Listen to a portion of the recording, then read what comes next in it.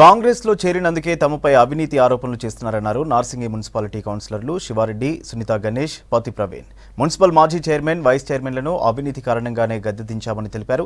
డబ్బులకు అమ్ముడుపోయి కాంగ్రెస్లో చేరామంటున్నారని, ఆ ఆరోపణలు నిరూపిస్తే రాజీనామా చేస్తామని సవాల్ విసిరారు. బీఆర్ఎస్ హయాంలో ప్రజలకు ఎలాంటి మేలు చేయలేకపోయామన్నారు. ప్రజలకు మెరుగైన సేవలందించేందుకే కాంగ్రెస్లో చేరినట్టు తెలిపారు నేతలు. నిన్న జరిగిన అవిశ్వాస తీర్మానం ఏదైతే ఉన్నదో మేము నెగ్గడం జరిగింది. చైర్మన్, వైస్ చైర్మన్ ఇద్దరిని పదవీచ్యుతులు చేయడం జరిగింది.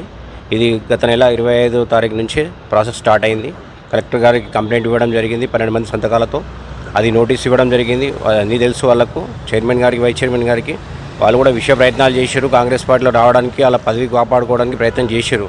కానీ కాలేకపోయారు, సక్సెస్ కాలేకపోయారు.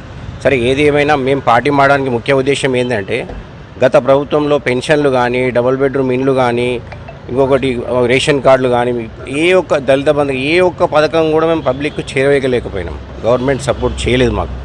కాబట్టి ఈ యొక్క కొత్త గవర్నమెంట్లో ఇప్పుడు కాంగ్రెస్ ప్రభుత్వం ఏర్పాటైంది కాబట్టి ఇందులో ఇందిరమ్మ ఇండ్లు, వాటి యొక్క ఈ రేషన్ కార్డులు ఇవన్నీ వాళ్ళకు సంక్షేమ పథకాలు అందియాలనే ఉద్దేశంతో మేము పార్టీ మారడం జరిగింది. దానిలో భాగంగానే ఈ అవిశ్వాసం కూడా పెట్టడం జరిగింది. అవిశ్వాసం పెట్టడానికి కూడా మెయిన్ కారణం, రీజన్ కూడా ఉన్నది. ఈ వైస్ చైర్మన్ గారు కానీ చేసిన అక్రమాలు చాలా ఉన్నాయి.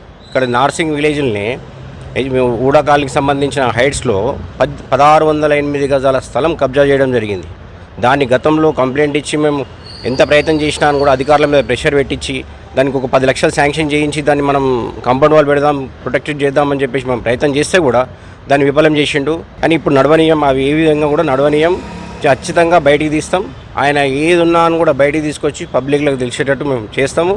మేమైతే పబ్లిక్కు పనిచేసేది పబ్లిక్ తెలుసు. అయితే ఆయన కూడా గుర్తించాలి. మేము అమ్ముడు పోయినామని చెప్పేసి ఏదో ఒక నిపం నెట్టిండు. అది రుజువు చేయాలి. ఆయన రుజువు చేయకపోతే ఆయన రాజీనామా చేయాలి. రుజువు చేస్తే మేము రాజీనామా చేస్తాం. దేనికైనా సిద్ధంగా ఉన్నాం. మేము పబ్లిక్ సేవ చేయడానికి వచ్చినాం. ప్రాబ్లం ఏం లేదు. పార్టీ మారినాం. ఎందుకంటే మేము సంక్షేమ పథకాలు మేము అందియలేకపోయినాం. మాకు ఒక పెద్ద అపవాదం ఉంది మా మీద 4.5 సంవత్సరాలలో. కాబట్టి మేము పార్టీ మారినాం. ఈ యొక్క 6 గ్యారెంటీలు ఏదైతే కాంగ్రెస్ ప్రభుత్వం ఇచ్చిందో 6 గ్యారెంటీలు, వాటిని పబ్లిక్కు తీసుకెళ్ళి మేము పబ్లిక్కు చేసే ప్రయత్నం చేస్తాం. వాళ్ళను ప్రతి ఒక్కరికి కూడా ప్రతిఫలం పొందేందుకు ప్రయత్నం చేస్తాం.